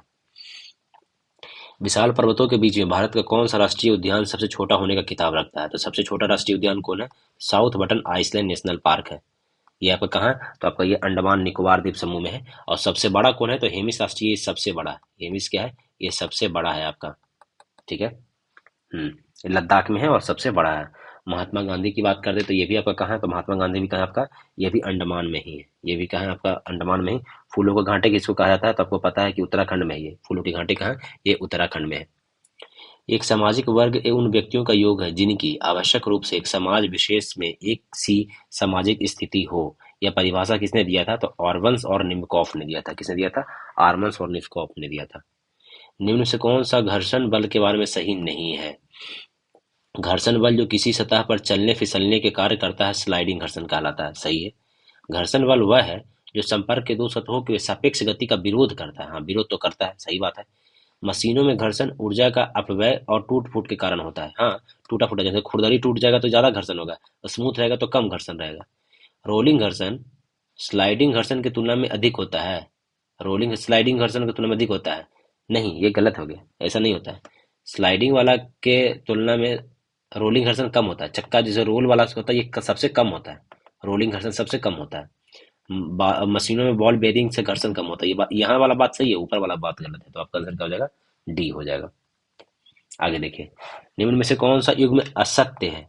कहता है कि संबंधित शासक गुप्त वंश से महेंद्र आदित्य थे, हाँ। पाल वासक महिपाल थे, ठीक है। चौहान वंश में यशोवर्मन, सेन वंश से तो लक्ष्मण सेन थे, चौहान वंश में यशोवर्मन नहीं थे। चौहान वंश के शासक नहीं थे, ये जो यशोवर्मन है वो चौहान वंश से नहीं थे। यशोवर्मन चंदेल वंश से थे। कहाँ से थे? यशोवर्मन का थे चंदेल वंश से थे। ये कहाँ से थे? चंदेल वंश के थे, ठीक है। और चंदेल वंश की स्थापना नूक ने किया था। और चंदेल वंश की राजधानी कहाँ थी? खजुराहो थी। और खजुराहो में जो प्रसिद्ध विष्णु मंदिर है उसका निर्माण यशोवर्मन ने ही किया था। कौन मंदिर? खजुराहो में जो प्रसिद्ध विष्णु मंदिर है वह। अगर चौहान वंश की बात करते तो चौहान वंश की स्थापना वासुदेव के द्वारा किया गया था, सांभर और अजमेर के निकट में, 7वीं शताब्दी में, ठीक है। और ये कहता है कि अजय राज ने, कहता है कि अजयमेर नगर की स्थापना की थी। गुप्त वंश के संस्थापक कौन है? श्रीगुप्त है। गुप्त वंश के कौन है? श्रीगुप्त है। और इनका कुमारगुप्त प्रथम ने महेंद्रादित्य की उपाधि धारण की थी, ठीक है। पाल वंश था, ये बंगाल में था, ये 8वीं शताब्दी में था। पाल वंश का कब था? तो ये 8वीं शताब्दी में था, बंगाल के क्षेत्र में था। और इसके संस्थापक गोपाल थे। और इसमें धर्मपाल, देवपाल, रामपाल, महिपाल भी ये लोग थे, ठीक है। सेन वंश के बारे में है तो सेन वंश की स्थापना समंत सेन ने की थी। सेन वंश की स्थापना किसने किया है? तो ये सामंत सेन ने किया है। किसने किया है? सेन वंश की स्थापना सामंत सेन ने किया है। और ये इसी परम भागवत की उपाधि धारण करने वाले लक्ष्मण सेन थे। परम भागवत के उपाधि धारण के थे लक्ष्मण सेन। कहता है कल्पना और सुधा ने एक ही परीक्षा में इतना और इतना अंक प्राप्त किया है, ठीक है। यदि कल्पना ने 69 अंक प्राप्त किया है तो सुधा द्वारा प्राप्त अंक की प्रतिशत कितना है? कहता है कल्पना कितना लाया था? कहता है 69% बराबर आपको दे रखा है 621 मार्क्स, यही ना दिया है? हाँ। तो ये 100% बराबर कितना मार्क्स हो जाएगा? तो 621 69 अपॉन आपका क्या हो जाएगा? 100 हो जाएगा। तब इसको काट लीजिए। इसको 3 से काटिएगा तो 3 दूनी 6, 3 तिया 9, और इसको 3 से काटिएगा 3 दूनी 6 और 207 हो जाएगा। ये लगभग आपका कितना बार में कट जाएगा? 23 से कट जाएगा ना जी, 23 9 बार में आ जाएगा। तो 100% मतलब टोटल मार्क्स कितना है? तो 900 मार्क्स का एग्जाम था। कितना मार्क्स का एग्जाम है? 900 मार्क्स का एग्जाम है, ठीक है। आप पूछ रहा है कि सुधा द्वारा कितना अंक लाया गया? तो सुधा लाई है 522 अंक। तो 900 में अगर 522 लाया गया, कितना में? 900 में लाया गया, तो कितना परसेंट हो जाएगा? दो सुना, 9 से काट दिए, 9 × 5 = 45 हो जाएगा। और 9 × 8 = 72 हो जाएगा। 58% हो जाएगा। क्या हो जाएगा? 58% हो जाएगा। बहुउद्देशीय परियोजना और नदी। पोंचपाद नदी गोदावरी नदी पे है। बाण सागर तो सोन नदी पे है, ये बात सही है। तुलबुल झेलम नदी पे है। श्रीशैलम तुंगभद्रा नदी पे है। तो आपका ये तो पोंचपाद गोदावरी नदी पे है, ये बात सही है। पोंचपाद गोदावरी पे है। बाण सागर सोन नदी पे। तुलबुल झेलम नदी पे, ये भी सही है। श्रीशैलम कृष्णा नदी पे है। श्रीशैलम कहाँ है? तो ये आपका कृष्णा नदी पे है। किस नदी पे?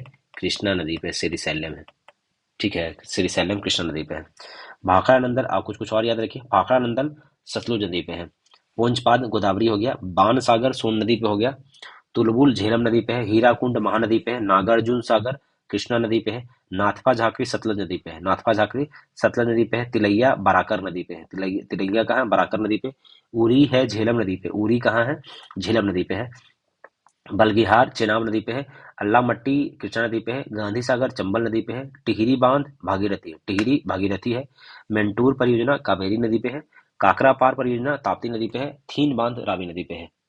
आगे देखिए, कहता है एक अंतरिक्ष यात्री पृथ्वी के बराबर आयाम किंतु द्रव्यमान उसका 3 गुना हो जा रहा है। तो यदि पृथ्वी पर 60 उसका वजन है तो ग्रह पर उसका वजन कितना होगा? जब यहाँ पे 3 गुना वजन, 3 गुना रहा है पृथ्वी का जितना वजन है उसे, वो 3 गुना वजन हो गया। जब यहाँ पे 60 न्यूटन है तो वहाँ पे 3 गुना बढ़ जाएगा, तो 180 न्यूटन हो जाएगा। सिंपल होता है। डी आंसर आ जाएगा।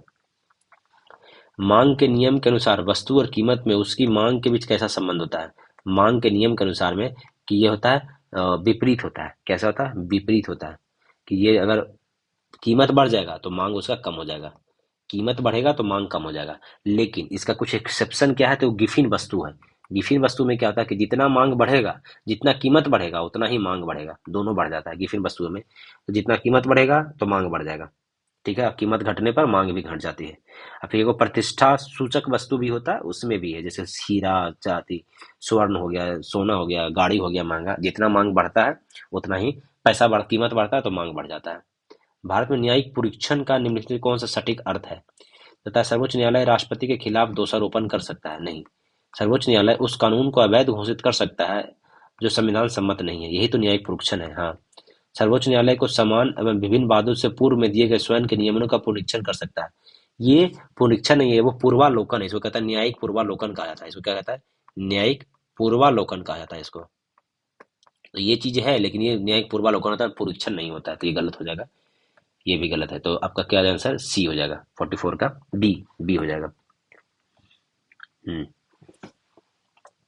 निम्नलिखित कथनों पर विचार कीजिए। कर्नाट वंश के शासन में मिथिला का स्वर्ण युग काल कहा गया। कर्नाट वंश में कहा गया, बात सही है।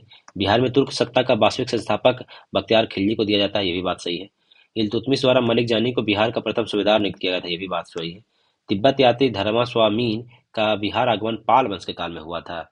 ये पाल वंश के काल में हुआ था, ये थोड़ा कंफ्यूजन है, नहीं, पाल वंश के काल में नहीं हुआ था। जो ये धर्मास्वामीन जो आया था, वो कहता है कि धर्मास्वामीन का जो बिहार आगमन हुआ था वो कर्नाटीय वंश रामसी के समय में हुआ था। किस वंश में था? कर्नाटीय, कर्नाट कर्नाटीय वंश, जो कर्नाट वंश कहते हैं, कौन था? रामसी के द्वार में। कब हुआ था? रामसी के समय में हुआ था, पाल वंश के काल में नहीं हुआ था। तो आपका 1 2 3 सही हो जाएगा। चलिए, कह रहा है शहर जे एम के पश्चिम में है, तो कहता है ये एम है और एम के पश्चिम में कौन हो गया? जे हो गया। शहर एन एम के दक्षिण में है, एम के दक्षिण में आपका एन हो गया। शहर के एन के पश्चिम में है, एन के पश्चिम में आपका के हो गया। शहर एल एन के दक्षिण में है, एल जो है वो एन के दक्षिण में हो गया, एल हो गया। शहर के सापेक्ष में, कहता है के सापेक्ष में एल का स्थिति क्या है? कहता के सापेक्ष में पूछ रहा है, एल की स्थिति क्या है? तो आपका एल की स्थिति क्या दिख रहा है आपको? के सापेक्ष में एल की स्थिति क्या है आपका? तो वो दक्षिण पूर्व हो जाएगा। कहता है शहर के सापेक्ष शहर एल की स्थिति क्या है? एल की स्थिति क्या है के सापेक्ष में? तो ये तो दक्षिण तो हो रहा है और पूरब हो जाएगा। क्या हो जाएगा आपका? दक्षिण पूरब हो जाएगा। के सापेक्ष में एल का जो क्या है? दक्षिण पूरब हो जाएगा। उत्तर दक्षिण हो जाएगा, पूरब में हो जाएगा। हम्म दक्षिण पूरब हो जाएगा। कहाँ गया दक्षिण पूरब?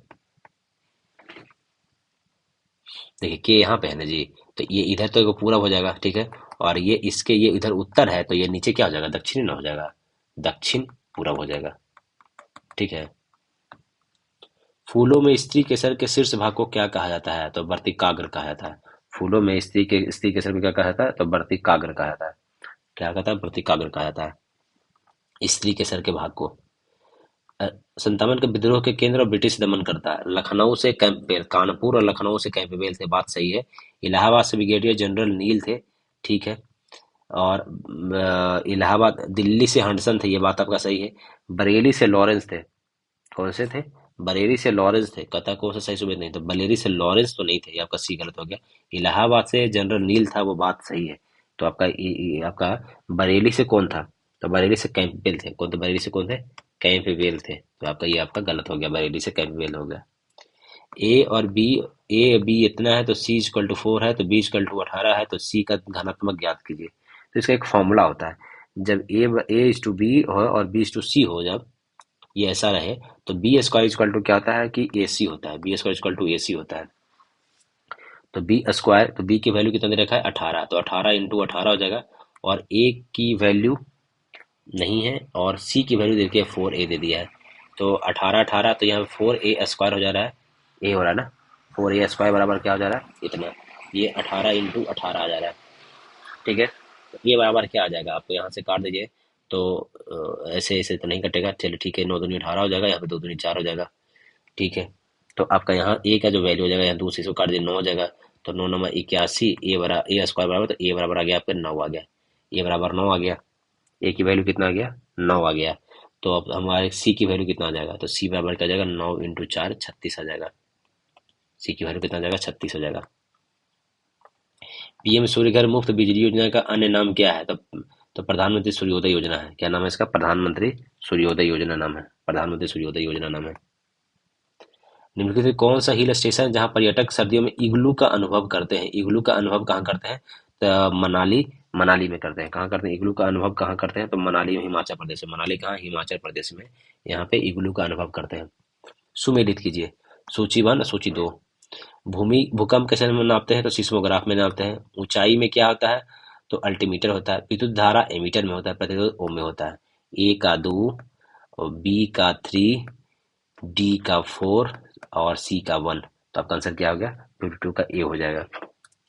भारत के संविधान में कौन सा अनुच्छेद सहकारी समितियों के उन्नयन से संबंधित है? तो सहकारी समिति 43 का बी हो जाएगा। 43 का बी हो जाता है। 43 का आपका बी हो जाएगा। ठीक है, 43 का बी हो गया। 43 में क्या है? तो कहता है कर्मचारियों के निर्वाह मजदूरी और कुटीर उद्योग को बढ़ावा है। 43 के क में क्या है? तो क में आपका क्या है कि उद्योग के प्रबंधन में मजदूरों की भागीदारी के लिए। ठीक है।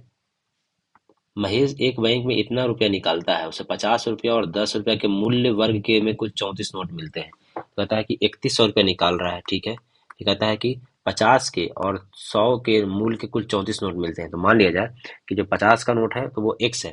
अगर 50 का नोट कितना मिला है? एक्स मिला है। तो 100 का नोट कितना मिलेगा? तो 34 में से एक्स घटा दीजिए, 34 में से एक्स घटा देंगे, यही ना मिलेगा। तो टोटल 3100 मिला है। तो हम इसको 50 इंटू एक्स कर लेंगे प्लस 100 इंटू 34 माइनस एक्स कर लेते हैं, बराबर कितना मिला उसको? 3100 रुपया मिला। इसको सोल्व करना है तो कितना हो जाएगा? 50x प्लस 3400 यहाँ पे हो जा रहा है और माइनस 100x बराबर 3100 हो जा रहा है। तो ये 50 में से जाएगा तो माइनस 50 हो जाएगा, माइनस 50x हो जाएगा और ये इधर जाएगा तो माइनस 300 हो जाएगा। 34 में से एक 3000 जाएगा तो माइनस 300 हो जाएगा, माइनस में से काट देंगे तो x बराबर कितना आ जा रहा है? तो ये कितना बार में कटेगा? 6 पचे 30 बार में 6 होता है। x बराबर कितना आ जा रहा है? एक्स की वैल्यू कितना गया हमारे पास? 6 आ गया। यही आंसर है गया। यही तो पूछा था, 50 के नोटों की संख्या एक्स माने थे तो 6 आंसर आ गया। काली मिट्टी के संबंध में असत्य कथन को चुने। इसे रेंगुर मिट्टी कहा जाता है। हाँ। यह मुख्यतः दक्कन के पठार के पश्चिमी भाग में पाया जाता है। हाँ। नमी धारण करने की क्षमता कम, अरे नहीं, बहुत ज्यादा होता है, बहुत ज्यादा होता है इसमें। तो ये आपका गलत हो गया। यह मृदा कैल्शियम कार्बोनेट, मैग्नीशियम, पोटास और चूने से परिपूर्ण होती है। बात आपका सही हो जाएगा। तो इसमें गलत कौन हो गया? आपका सी गलत हो गया। किरातार्जुनीयम के लेखक भारवी किसके दरबार में रहते थे? तो ये सिंह विष्णु के दरबार में रहते थे। किसके? सिंह विष्णु के। और ये सिंह विष्णु है, ये पल्लव वंश के संस्थापक रहे हैं। क्या है? पल्लव वंश के कह रहे हैं, पल्लव वंश के संस्थापक रहे हैं ये सिंह विष्णु। ठीक है। कौन सा युग्म गलत है? राजस्व घाटा बराबर राजस्व व्यय माइनस राजस्व प्राप्तियां। ये तो बात सही है। प्रभावी राजस्व घाटा में से हम कहता जो अनुदान देते हैं वो हटा देंगे तो प्रभावी राजस्व घाटा आ जाएगा। बात सही है। राजकोषीय घाटा में सार्वजनिक व्यय कुल सार्वजनिक आय, यार ये माइनस होगा ना कि प्लस होगा। तो आपका ये सी गलत हो गया। प्राथमिक घाटा में राजकोषीय घाटा में से ब्याज भुगतान कर देंगे तो आपका ये बात सही हो जाएगा। माइनस हो गया तब तो घाटा निकलेगा। नीचे दिए प्रश्नों को 5 अंकों में है आधारित है। पहले अंक में अगर 2 जोड़ दिया जाए, पहले संख्या के पहले अंक में, तो ये 584 हो जाएगा। ये आपका कितना हो जाएगा? 873 हो जाएगा। ये 743 हो जाएगा।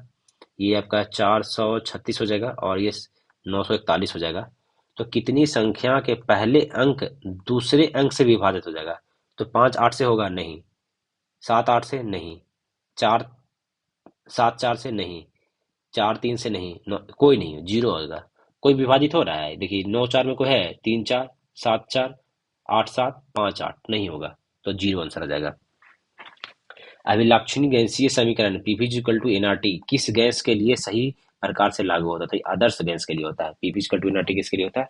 आदर्श गैस के लिए होता है। उपनाम दिया गया है खिलाड़ी को, तो कहता है कि 360 तो एबीडब्ल्यूएस को दिया है तो डी का 1 हो जाएगा पहला बात। फिर पैर ब्लैक पर्ल हो गया, पेले को कहा गया, बी का 4 हो जाएगा। ठीक है। और the Sikkimi Sikkimi sniper Bhaichung Bhutia को कहा जाता है तो ए का 3 हो जाएगा। ठीक है। और black cat, super black cat कौन है? तो क्लाइव लॉयड, ये आपका हो जाएगा। तो आपका आंसर क्या आ रहा है? ए आंसर आ जा रहा है। क्या आंसर आ जा रहा है आपका? ए आंसर हो जाएगा। ठीक है। आगे देखते हैं। भारतीय संविधान के उपबंधों के अनुसार निम्नलिखित में से कौन सा कथन सही है? भारतीय संविधान में समवर्ती सूची पर संविधान बनाने की शक्ति केवल संसद को है। केवल बढ़ा जाए मतलब गलत। अवशिष्ट सूची पर विधि शक्ति बनाने का संसद और राज्य दोनों को है। नहीं। हाँ, यहाँ पे सिर्फ केवल केवल किसको है? संसद को है। संसद को राज्य सूची पर विधेयक बनाने की शक्ति है। संसद को राज्य सूची पर विधेयक बनाने की शक्ति है। वैसे तो ये भी गलत ही हो रहा है, ये भी गलत है। वो राज्य सूची पर राज्य को बनाने की शक्ति है, वो किसी विशेष प्रावधान में बनाया जाता है।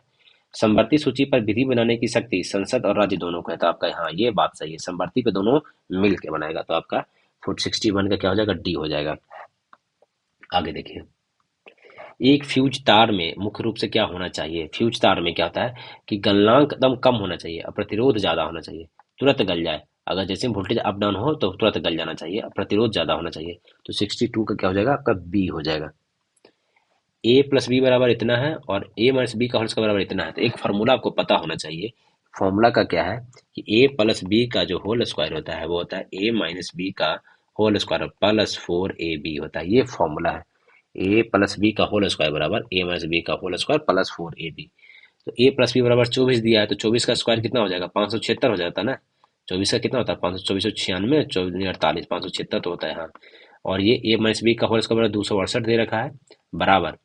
और ये कितना दे रखा है? Plus sorry sorry plus 4ab दे रखा है। तो 268 माइनस कर दीजिए, तो यहाँ पे 8 हो जाएगा और ये 0 हो जाएगा। और ये कितना हो जाएगा? 308 हो जाएगा, 308 हो जाएगा। अब इसको फिर ये 4ab बराबर आ गया, तो 4 से इसको काटिए तो कितना बार में कट जाएगा? सत सत चौका 28, सत चौका 28, तो ए बी बराबर कितना आ गया? सत चौका 28, 77 आंसर आ जाएगा। बिहार में कौन सा मौर्यकालीन स्थापत्य नहीं है? तो लौरिया नंदनराज है, लौरिया रेराज भी है, बसाड़ भी है, शाहबाज वादी ये पाकिस्तान में है। कहाँ है? पाकिस्तान में है ये। तो ये आपका गलत हो जाएगा। जिन पदार्थ में बड़ी संख्या में मुफ्त इलेक्ट्रॉन होते हैं और कम प्रतिरोध दर्शाता है, ये क्या होते हैं? चालक होते हैं। कंडक्टिविटी कैसे होता है? इलेक्ट्रॉन तो ही एक दूसरे से कनेक्ट करते करते करते इलेक्ट्रिसिटी को फ्लो कराता है। तो ये आपका चालक हो जाएगा। बामियान के विशालकाय भूमि प्रतिमाओं में किस भारतीय कला की प्रभाव स्पष्ट रूप से दिखाई पड़ती है? तो इसमें गंधार कला। तो बामियान कहाँ था? ये पहले तो आप जाने कि अफगानिस्तान की बात हो रही है। ये इसको अफगानिस्तान की बात हो रही है, बामियान कला की बात हो रहा है अफगानिस्तान का। और ये था कि 2001 में ये तालिबानों के द्वारा इनकी मूर्ति को नष्ट कर दिया गया। बात करते हैं मथुरा शैली, तो ये कनिष्क के काल में हुआ था। गंधार और मैथिल दोनों को, जो ये मथुरा शैली में कहता है, कनिष्क के काल में हुआ था। किसमें? कनिष्क के काल में ये मथुरा शैली भी और गंधार शैली का दोनों उनके समय में हुआ था। अमरावती शैली को सातवाहनों ने संरक्षण दिया था। किसने दिया था? सातवाहनों ने अमरावती को संरक्षण दिया था। कहता है एबीसी में एक ट्रायंगल है। चलिए ठीक है, एबीसी एक ट्रायंगल बना लेते हैं। ये ए हो गया, ये बी हो गया, ये सी हो गया। D E is equal to A C है। अच्छा, इसको ऐसे बनाइए, बी यहाँ बनाइए, यहाँ पे ए बनाइए। ठीक है, ए बी सी में D E parallel to A C है। यहाँ पे डी हो गया, ये ई हो गया। ठीक है, जब डी ई क्रमशः भुजाओं ए बी और बी सी पर स्थित है, ए बी और बी सी पे स्थित है, बी डी बराबर 12 दिया है। ये बी डी बराबर कितना दिया? ये 12 दिया है। और ए डी बराबर कितना दिया? 11 दिया है। ठीक है, तो बी डी ई का क्षेत्रफल, इससे क्षेत्रफल का अनुपात क्या है? तो हमको पहले बी डी ई का क्षेत्रफल निकालना। बी डी ई का क्षेत्रफल जो होगा वो 12 का स्क्वायर हो जाएगा, तो कितना हो जाएगा? 144 हो जाएगा। और हमको ये ए डी ई सी के क्षेत्रफल निकालने के लिए क्या करना होगा कि बड़ा वाला ट्रायंगल में से हमको छोटा वाला को हटाना पड़ेगा। ये बी डी ई को हटाना पड़ेगा, तो बड़ा वाला का ट्रायंगल क्या होगा? तो 11 12 23 का हो जाएगा। तो 23 का स्क्वायर माइनस ये 12 का स्क्वायर करना पड़ेगा। तो 23 का स्क्वायर माइनस आपका 12 का स्क्वायर, 23 का कितना होता है? 529 होता है। तो 529 में से 144 घटा दीजिए, तो कितना बच जाएगा? ये आपका हो जाएगा 5, और ये कितना हो जाएगा? 8, और ये 385। तो अनुपात पूछ रहा है बीडीई का, तो बीडी बराबर 144, तो 144 अनुपात 385 आंसर हो जाएगा। ये 385 आपका ये आंसर हो गया। वॉलीबॉल में कितने खिलाड़ी होते हैं? 6 होते हैं। वॉलीबॉल में कितने खिलाड़ी? 6। ऑर्कियोप्टेरिक्स किसके लिए है? तो वो जुरासिक पार्क में सर्वाधिक पुरान पक्षी के लिए। ऑर्कियो मतलब जहां पे आ जाए ऑर्कियो, तो वो पक्षी का होता है, ये याद रखिएगा। ऑर्कियो किसका होता है? पक्षी के लिए होता है ऑर्कियो। ऑर्कियो किसके लिए होता है? पक्षी के लिए होता है। आगे देखिए, महाद्वीपीय विस्थापन का सिद्धांत किसने दिया था? तो अल्फ्रेड वेगनर ने दिया। ये एकदम सिंपल सवाल है। कहता है प्राचीन काल में जानवर, पौधे और अन्य जीवों को संरक्षित अवशेषों को चिन्हों का अध्ययन करना है, तो इसको क्या कहलाता है? तो जीवाश्म विज्ञान कहलाता है। पुरातत्व में तो है कि बिल्डिंग और ये सब के बारे में पढ़ते हैं। इसमें क्या पढ़ते हैं? पुरातत्व विज्ञान में प्राकृतिक कलाकृति और इमारतों के बारे में पढ़ते हैं। और जीवाश्म में हम लोग क्या पढ़ते हैं? जानवरों के बारे में पढ़ते हैं। भारतीय शाही नौसेना में विद्रोहियों को द्वारा गठित नौसेना केंद्रीय हड़ताल समिति का अध्यक्ष किसे बनाया गया था? तो ये एम एस खान को बनाया गया था। किसे बनाया था? एम एस खान को बनाया गया था। ठीक है, आगे देखिए, कौन सा सही सुमेलित नहीं है? अनुच्छेद 120 में संसद में प्रयोग की जाने वाली भाषा है, ठीक है। 210 में विधानमंडल में प्रयोग की जाने वाली भाषा, ये दोनों सही हो गया। 348 में सर्वोच्च न्यायालय में प्रयुक्त प्रयोग की जाने वाली भाषा, ये भी बात सही है। 350 के क में गलत है। भाषाई अल्पसंख्यकों के लिए नहीं है, बल्कि कहता है कि जो प्रारंभिक शिक्षा होना चाहिए वो मातृभाषा में होना चाहिए। क्या है इसमें? प्रारंभिक शिक्षा प्रारंभिक शिक्षा जो होना चाहिए वो मातृभाषा में होना चाहिए। शिक्षा मातृभाषा में, ये है आपका इसमें 350 में। 351 की बात करें तो हिंदी, हिंदी को विकास के लिए निर्देश दिया गया है, हिंदी विकास के लिए निर्देश है इसमें। ठीक है, 351 में। धातु के बारे में पढ़िए। धातु इलेक्ट्रॉन त्याग करके घनायन बनने की प्रवृत्ति रखते हैं, बात तो सही है, अभी पढ़े थे पहले भी। सबसे भारी धातु लिथियम, नहीं जी, लिथियम सबसे हल्का है। इसका जो सबसे भारी है वो ऑस्सियम है। क्या है इसका? ऑस्ट्रियम नाम है इसका। ऑस्सियम, ऑस्मियम, ऑस्मियम सबसे भारी है। सबसे भारी कौन है? ऑस्मियम, जिसको ओ एस से लिखते हैं। और लिथियम सबसे हल्का है। ये क्या है? सबसे हल्का है ये। ठीक है। मानव शरीर में सर्वाधिक मात्रा में पाया जाने वाला धातु मैग्नीशियम नहीं बल्कि कैल्शियम है। कैल्शियम सबसे ज्यादा पाया जाता है हमारे यहाँ, कैल्शियम सबसे ज्यादा पाया जाता है। द्रव अवस्था में पाए जाने वाला धातु पारा, ये बात सही है। तो आपका क्या पूछा है? सही नहीं है, तो सही नहीं है, 2 और 3 नहीं है, नहीं है, 2 और 3 नहीं है। 182 किलोमीटर की दूरी तय करने के लिए सलज केबिन से 4 घंटे ज्यादा समय लेता है। ठीक है। अगर सलज अपनी गति दुगनी कर दे तो केबिन से 7 घंटे कम समय लेगा। ठीक है। मान लीजिए कि यहाँ पे हम लेते हैं सलज है, ये कौन है? सलज है। ठीक है, ये केबिन है। तो सलज की एक्स हो जाएगा किलोमीटर प्रति आवर स्पीड, तो इसका मान लेते हैं 22 किलोमीटर प्रति आवर स्पीड। चलिए यहाँ तक तो समझ में आ गया, दोनों का एक साथ वाई मान लिए। पहला सवाल कहता है 182 किलोमीटर दूरी करने में सलज केबिन से 4 घंटा ज्यादा लेता है। सलज है वो केबिन से 4 घंटा ज्यादा ले रहा है। तो मान लिया कि जो सलज 182.x हो जाएगा, ये जितना समय ले रहा है, वो तो केबिन कितना ले रहा है, इसमें से इतना 4 ज्यादा ले रहा है, तो दोनों बराबर हो जाएगा। पहला इक्वेशन यहाँ पे आ गया।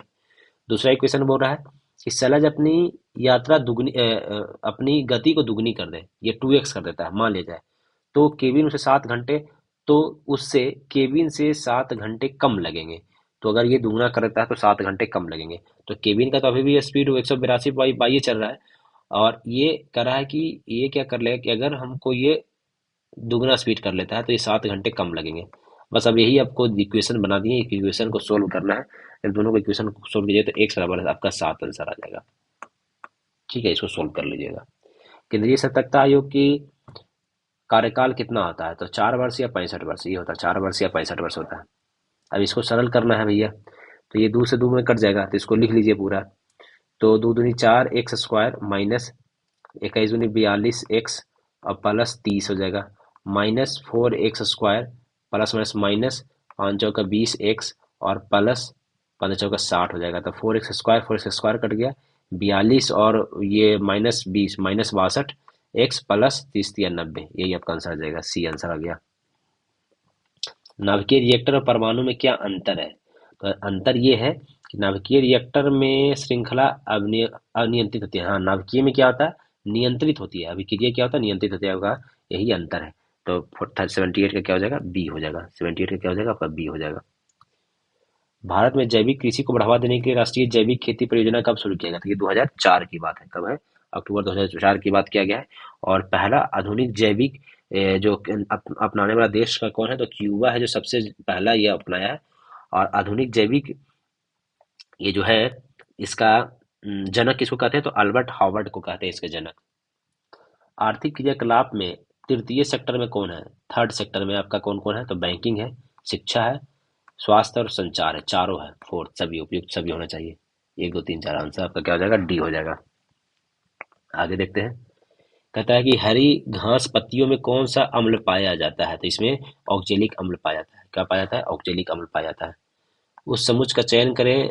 ठीक है, तो 75 में से 62 घटाइए तो 13 आ रहा है, और 62 में से 19 तो ये भी 13 आ रहा है। 13 का डिफरेंस होना चाहिए। ये तो 13 यहाँ पे आ जा रहा है, 73 में 60 घटाएंगे 13 आ जाएगा, और ये 7, ये गलत। ठीक है, 48 में से ये नीचे देखते हैं पहले, 79 घटाएंगे तो 13 आ जा रहा है, और 79 में 66 घटा रहे हैं तो ये भी 13 आ जा रहा है। तो आपका सी आंसर आ जाएगा। ठीक है। 106वां संविधान संशोधन किसके लिए था? विधायिका में।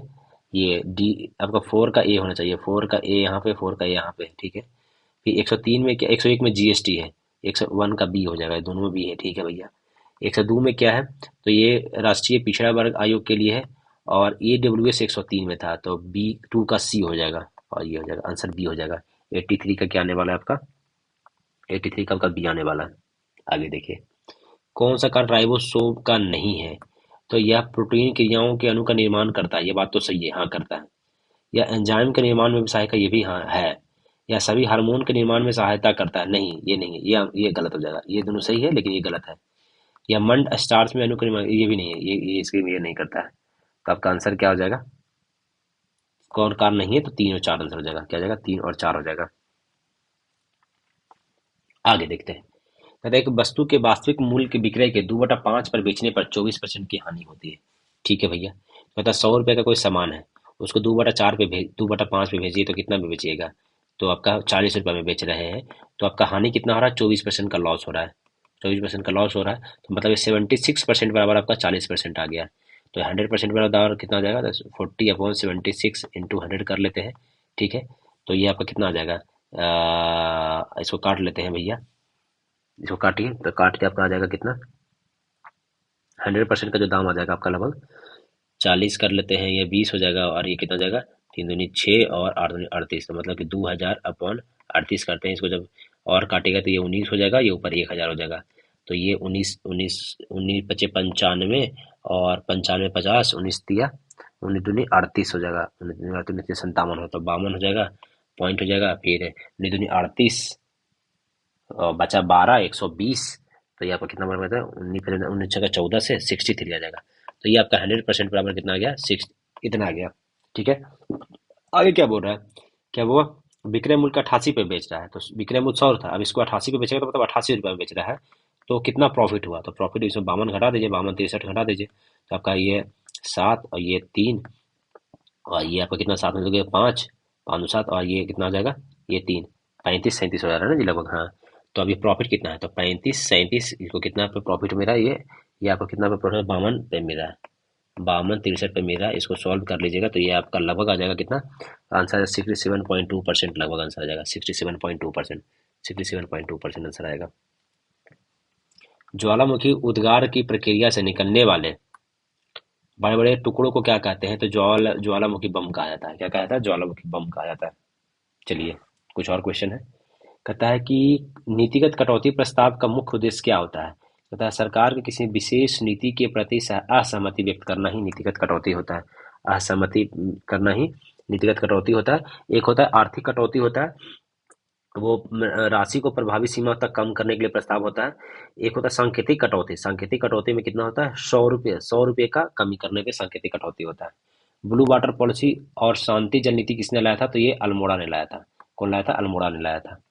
कौन सा सही सुमेलित नहीं है, पंचमढ़ी छत्तीसगढ़ में, मन्नार की खाड़ी तमिलनाडु में तो सही है, नोकरेक आपका मेघालय में है, ये भी सही है, शीत मरुस्थल हिमाचल प्रदेश में अभी लेटेस्ट जगह, पंचमढ़ी छत्तीसगढ़ में नहीं है, पंचमढ़ी है वो आपका कहाँ है, तो पंचमढ़ी आपका छत्तीसगढ़ में नहीं है, बल्कि पंचमढ़ी मध्य प्रदेश में, कहाँ है, एमपी में है। पंचमढ़ी कहाँ है आपका, एमपी में है। कुषाण शासक और विशेषता, कहता है कि कुजुल कड़फिशिस जो थे कुषाण वंश के संस्थापक इन्होंने किया था। भीम कड़फिशिस स्वर्ण मुद्रा चलाने वाले थे।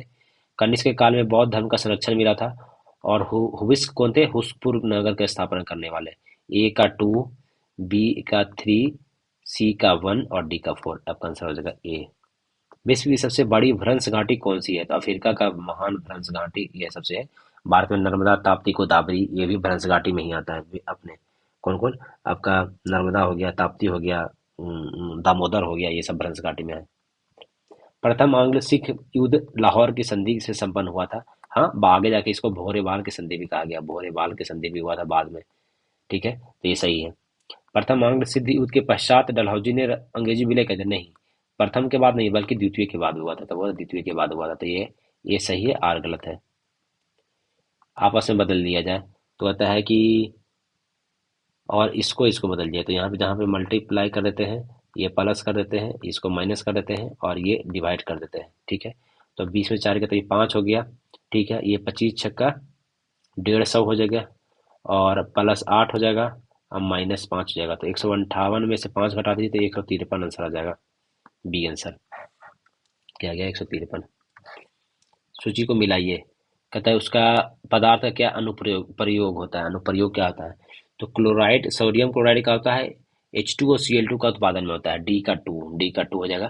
फिर कहता है कि ब्लीचिंग पाउडर का जो होता है, ब्लीचिंग पाउडर का होता है विरंजक के रूप में, ब्लीचिंग पाउडर विरंजक के रूप में होता है। बेकिंग सोडा का जो होता है वो आपका प्रति अम्ल के रूप में, बेकिंग सोडा प्रति अम्ल में, और धावन सोडा कांच के व्यंजन के रूप में हो जाएगा, सी का बन जाएगा। तो आंसर क्या हो जाएगा, 94 का आपका बी हो जाएगा। Sine theta is equal to 1/2 है, तो यही फॉर्मूला दिखाइए। साइन थीटा मतलब क्या होता है, ये एक है और ये 2 है, तो ये कितना हो जाएगा, 2 में से तो ये √3 हो जाएगा, ठीक है। तो होता है 13 इंटू कॉसेक स्क्वायर, कॉसेक का वैल्यू कितना हो जाएगा, साइन का उल्टा होता है कॉसेक, साइन का 1/2 है तो कॉस हो जाएगा 2 का स्क्वायर हो जाएगा, ठीक है। -3, कॉट का क्या होता है, कॉट का होता है टैन का उल्टा, टैन का वैल्यू क्या हो जाएगा 1/3, तो टैन का √3 का स्क्वायर हो जाएगा -15 हो जाएगा।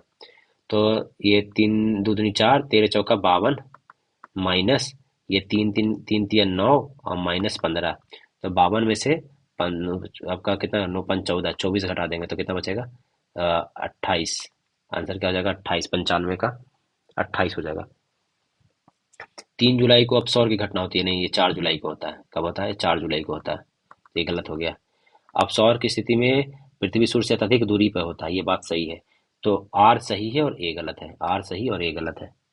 उच्च न्यायालय के न्यायाधीशों की नियुक्ति के लिए सत्य कथन क्या है, राज्यपाल अपने राज्य के न्यायाधीशों की नियुक्ति करता है, नहीं। राष्ट्रपति संबंधित राज्य के राज्यपाल से परामर्श करने के बाद उच्च न्यायालय की नियुक्ति करते हैं, ये बात आपका सही है। तो 97 का क्या हो जाएगा आपका बी हो जाएगा। आर्टिकल 217 में ये बात दिया गया है।